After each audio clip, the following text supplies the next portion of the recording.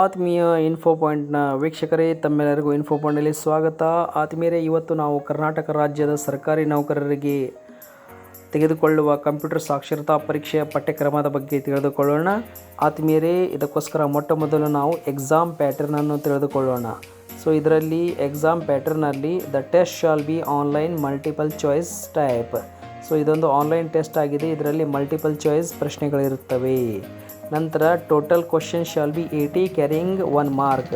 80 ಪ್ರಶ್ನೆಗಳು ಇರುತ್ತವೆ, ಪ್ರತಿಯೊಂದಕ್ಕೆ 1 ಅಂಕ ಸಿಗುತ್ತದೆ.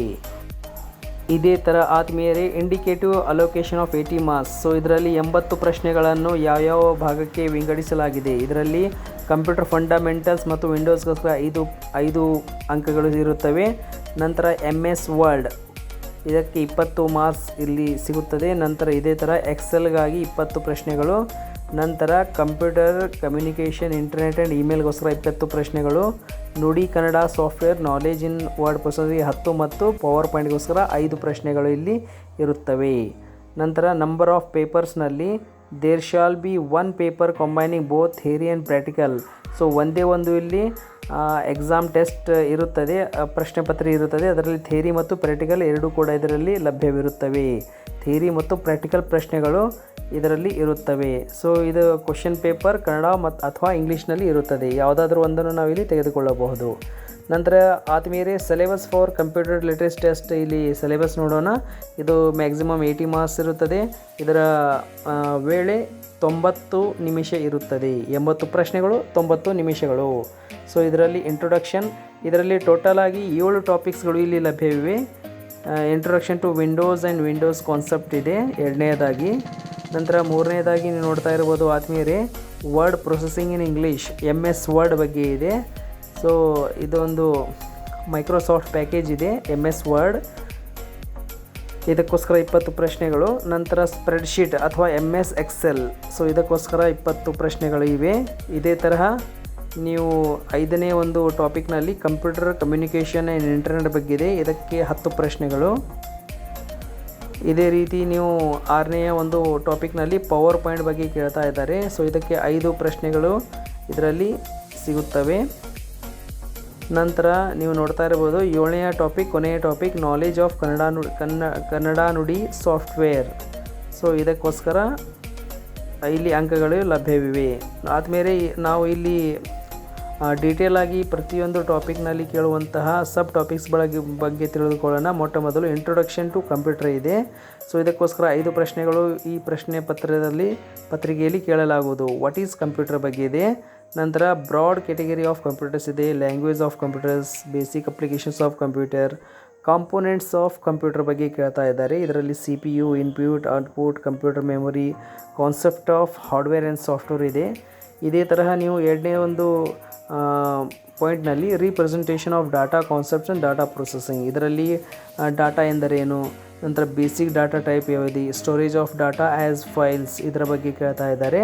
ನಂತರ 2ನೇ ಒಂದು ಟಾಪಿಕ್ನಲ್ಲಿ introduction to Windows and Windows ಕಾನ್ಸೆಪ್ಟ್ಸ್ನಲ್ಲಿ what is an operating system, operating system ಎಂದರೇನು, ಇದರ ಬೇಸಿಕ್ಸ್ ಆಫ್ ವಿಂಡೋಸ್ ಬಗ್ಗೆ ಕೇಳ್ತಾ ಇದ್ದಾರೆ. ನಂತರ using mouse and moving icons on the screen, ಮೌಸ್ನ ಉಪಯೋಗದ ಬಗ್ಗೆ ಇದೆ. ಮೈ ಕಂಪ್ಯೂಟರ್ ಐಕಾನ್ ಬಗ್ಗೆ ಇದೆ. ದ ರೀಸೈಕಲ್ ಬಿನ್ ಇದೆ.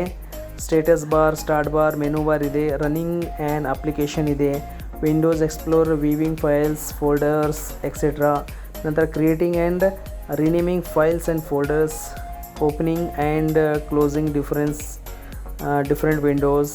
ನಂತರ ವಿಂಡೋಸ್ ಸೆಟ್ಟಿಂಗ್ಸ್ನಲ್ಲಿ ಕಂಟ್ರೋಲ್ ಪ್ಯಾನಲ್ ಇತ್ಯಾದಿಗಳನ್ನು ಇಲ್ಲಿ ಕೇಳಲಾಗುವುದು.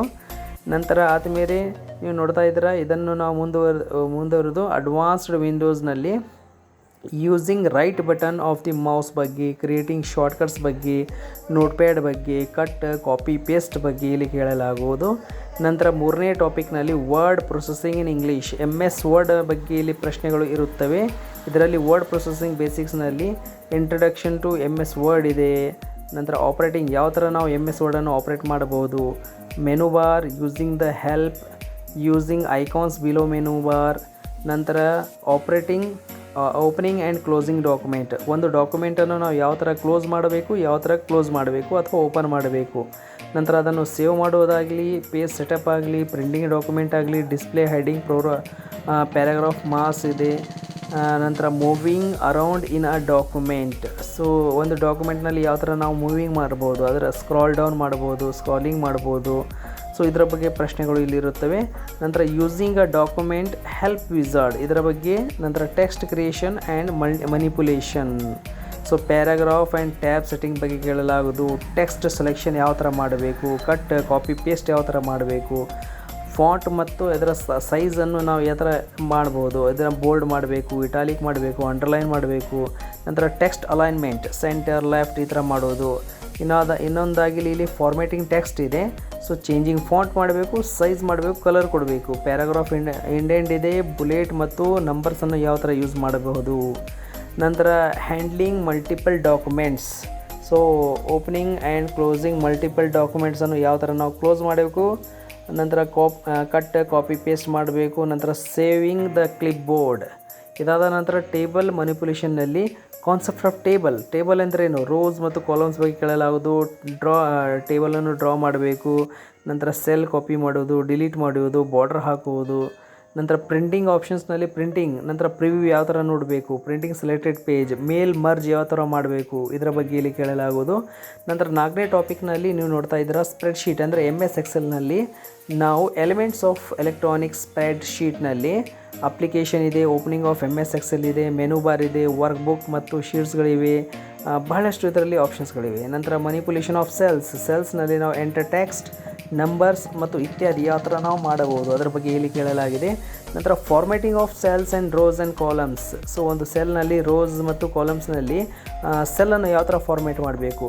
ನಂತರ ಟೇಬಲ್ಸನ್ನು ಕ್ರಿಯೇಟ್ ಮಾಡುವುದು, ಸೆಲ್ ಹೈಟ್ ಮತ್ತು ವಿಡ್ತನ್ನು ಮಾಡುವುದು, ಕಾಪಿಂಗ್ ಆ್ಯಂಡ್ ಮೂವಿಂಗ್ ಸೆಲ್ಸ್ ಮಾಡುವುದು. ಯೂಸ್ ಆಫ್ ಫಾರ್ಮುಲಾ ಬಗ್ಗೆ ಯಾವ ಥರ ನಾವು ಇಲ್ಲಿ ಉಪಯೋಗ. ನಂತರ ಇದರಲ್ಲಿ ಫಂಕ್ಷನ್ಸ್ ಇವೆ, ಟೈಮ್, ಮ್ಯಾಥ್ಸ್, ಟ್ರಿಗ್, ಲಾಜಿಕಲ್ ಇವೆಲ್ಲ ನಾವು ಇದರಲ್ಲಿ ನೋಡಬಹುದು. ಆದಮೇಲೆ ಇನ್ನಿತರ ಇಲ್ಲಿ ಮಾಹಿತಿ ಫ್ರೀಸ್ ಸ್ಪ್ಯಾನ್ಸ್ ಇವೆ, ಸ್ಪ್ಲಿಟ್ ಇದೆ, ಹೈಡ್ ಇದೆ. ನಂತರ ಚಾರ್ಟ್ಸ್ ಬಗ್ಗೆ ಕೇಳಲಾಗುವುದು. ಚಾರ್ಟ್ ಎಂದರೇನು, ಇದರ ಯೂಸೇಜ್ ಏನು, ಡಿಫ್ರೆಂಟ್ ಬೇರೆ ಬೇರೆ ಚಾರ್ಟ್ಸ್ಗಳಿವೆ ಅದರ ಬಗ್ಗೆ ಇದೆ. ಪೈ ಚಾರ್ಟ್ ಇದೆ, ಕ್ರಿಯೇಷನ್ ಆಫ್ ಚಾರ್ಟ್ ಇದೆ, ಕಸ್ಟಮೈಸೇಷನ್ ಇದೆ. ಸ್ಪ್ರೆಡ್ಶೀಟ್ ಆಫ್ ಸ್ಮಾಲ್ ಅಕೌಂಟಿಂಗ್ ಬಗ್ಗೆ ಇಲ್ಲಿ ಕೇಳಲಾಗುವುದು. ಸೊ ಇದರಲ್ಲಿ ನೋಡ್ತಾ ಇದ್ದೀರಾ maintaining invoices, budgets, totalling of various transaction ಬಗ್ಗೆ ಕೇಳಲಾಗುವುದು. ಪ್ರಿಪೇರಿಂಗ್ ಮಂತ್ಲಿ ಸ್ಯಾಲ್ರಿ ಬಿಲ್ಸನ್ನು ಯಾವ ಥರ ಪ್ರಿಪೇರ್ ಮಾಡಬೇಕು. ಪ್ರಿಪೇರಿಂಗ್ ಸ್ಟ್ಯಾಟಿಕಲ್ ರಿಪೋರ್ಟ್ ಇದೆ. ನಂತರ 5ನೇ ಒಂದು ಟಾಪಿಕ್ನಲ್ಲಿ ಕಂಪ್ಯೂಟರ್ ಕಮ್ಯುನಿಕೇಷನ್ ಆ್ಯಂಡ್ ಇಂಟರ್ನೆಟ್ ಬಗ್ಗೆ ಕೇಳಲಾಗುವುದು. ಇದರಲ್ಲಿ ಬೇಸಿಕ್ ಕಂಪ್ಯೂಟರ್ ನೆಟ್ವರ್ಕ್, ಲ್ಯಾನ್ ಇದೆ, ಇಂಟರ್ನೆಟ್ ಇದೆ, ವ್ಯಾನ್ ಇದರ ಬಗ್ಗೆ ಇಲ್ಲಿ ಪ್ರಶ್ನೆಗಳು ಕೇಳಲಾಗುವುದು. ಇದಕ್ಕೋಸ್ಕರ 10 ಮಾರ್ಕ್ಸ್ ಇದೆ ಆತ್ಮೀಯರೇ, 10 ಮಾರ್ಕ್ಸ್ ಫಾರ್ ಇಂಟರ್ನೆಟ್. ನಂತರ ಇಂಟರ್ನೆಟ್ನಲ್ಲಿ ಕಾನ್ಸೆಪ್ಟ್ ಆಫ್ ಇಂಟರ್ನೆಟ್ ಇದೆ, ಅಪ್ಲಿಕೇಶನ್ ಆಫ್ ಇಂಟರ್ನೆಟ್ ಇದೆ. ನಂತರ ಸರ್ವಿಸ್ ಆನ್ ಇಂಟರ್ನೆಟ್ ಕೂಡ ಇಲ್ಲಿದೆ, ನೀವು ನೋಡ್ತಾ ಇದ್ದೀರಾ. ಸೊ ಇಂಟರ್ನೆಟ್ನಲ್ಲಿ ಇಲ್ಲಿ WWW ಅಥವಾ ವೆಬ್ಸೈಟ್ಸ್ಗಳ ಬಗ್ಗೆ ಕೇಳಲಾಗುವುದು, ಕಮ್ಯುನಿಕೇಷನ್ ಆನ್ ಇಂಟರ್ನೆಟ್ ಬಗ್ಗೆ ಕೇಳಲಾಗುವುದು. ನಂತರ ಇದೇ ಒಂದು ಇದರಲ್ಲಿ ವೆಬ್ ಬ್ರೌಸಿಂಗ್ ಸಾಫ್ಟ್ವೇರ್ಸ್ಗಳ ಬಗ್ಗೆ ಇಂಟರ್ನೆಟ್ ಎಕ್ಸ್ಪ್ಲೋರರ್ ಇದೆ, ನೆಟ್ಸ್ಕೇಪ್ ಕಮ್ಯುನಿಕೇಟರ್ ಇದೆ.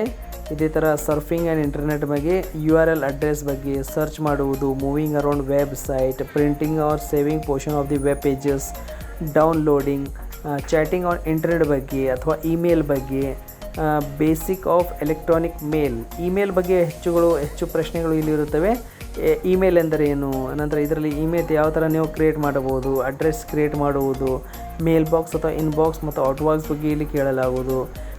ಇಮೇಲನ್ನು ಯಾವ ಥರ ಉಪಯೋಗ ಮಾಡಬೇಕು, ವೀವಿಂಗ್ ಮಾಡುವುದು, ಸೆಂಡಿಂಗ್ ಮಾಡುವುದು, ಸೇವಿಂಗ್ ಮಾಡುವುದು, sending name and mail to various users ಇದೆ. ನಂತರ ಡಾಕ್ಯುಮೆಂಟ್ ಹ್ಯಾಂಡ್ಲಿಂಗ್ ಬಗ್ಗೆ ಕೇಳಲಾಗುವುದು. ಇದರಲ್ಲಿ ಸೆಂಡಿಂಗ್ ಸಾಫ್ಟ್ ಕಾಪಿ ಇದೆ. ಇದೇ ಥರ ಪವರ್ ಪಾಯಿಂಟ್ 6ನೇ ಒಂದು ಟಾಪಿಕ್ ಇದೆ, ಪವರ್ ಪಾಯಿಂಟ್ ಬಗ್ಗೆ ಇಲ್ಲಿ ಪ್ರಶ್ನೆಗಳು ಬರುತ್ತವೆ. ಇದರಲ್ಲಿ basic difference between document and presentation, document ಅಂದ್ರೇನು, ಪ್ರೆಸೆಂಟೇಷನ್ ಎಂದರು. ನಂತರ ಯೂಸಿಂಗ್ ಪವರ್ ಪಾಯಿಂಟನ್ನು ಯಾವ ಥರ ಉಪಯೋಗ ಮಾಡಬಹುದು. ನಂತರ ಇಲ್ಲಿ ಕ್ರಿಯೇಷನ್ ಆಫ್ ಪ್ರೆಸೆಂಟಿಂಗ್ ಇದೆ. ಇದರಲ್ಲಿ ಟೈಟಲ್, ಟೆಕ್ಸ್ಟ್ ಕ್ರಿಯೇಷನ್, ಬುಲೆಟ್ ಬಗ್ಗೆ, ಮೂವಿಂಗ್ ಆಫ್ ಟೆಕ್ಸ್ಟ್, ಸ್ಲೈಡ್ಸ್ ಯಾವ ಥರ ನಾವು ಮೂವ್ ಮಾಡಬಹುದು, ಪ್ರಿಪ್ರೇಷನ್ ಇದೆ.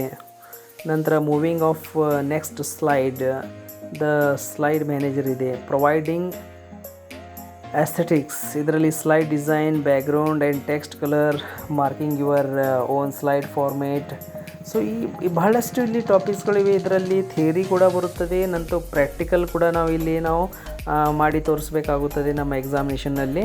ಇದರಲ್ಲಿ ನೋಡ್ತಾ ಇದ್ದರೆ ಕೊನೆಯದಾಗಿ ಒಂದು 7ನೇ ಆಪ್ಷನ್ ಇದೆ. 7ನೇ ಟಾಪಿಕ್ ನಾಲೆಜ್ ಆಫ್ ಕನ್ನಡ ನುಡಿ. So this is very important. ಇದಕ್ಕೋಸ್ಕರ 10 ಪ್ರಶ್ನೆಗಳು ಇದರಲ್ಲಿ ಬರುತ್ತವೆ. ನುಡಿನಲ್ಲಿ ಒಂದು ಏಕ ಭಾಷೆಯಲ್ಲಿ ಇಲ್ಲಿ ಪ್ರಶ್ನೆಗಳು ಇರುತ್ತವೆ. ಇದನ್ನು ಸ್ನೇಹಿತರೆ, ಇದಷ್ಟು CLTಯ ಪಠ್ಯಕ್ರಮದ ಬಗ್ಗೆ ನೀವು ನೋಡ್ತಾ ಇದ್ದೀರಾ. ನಮ್ಮ ವಿಡಿಯೋ ನಿಮಗೆ ಇಷ್ಟವಾದಲ್ಲಿ ಲೈಕ್ ಮಾಡಿ, ಕಮೆಂಟ್ ಮಾಡಿ, ನಂತರ ನಮ್ಮ ಚಾನಲನ್ನು ಸಬ್ಸ್ಕ್ರೈಬ್ ಮಾಡಿ. ಧನ್ಯವಾದಗಳು.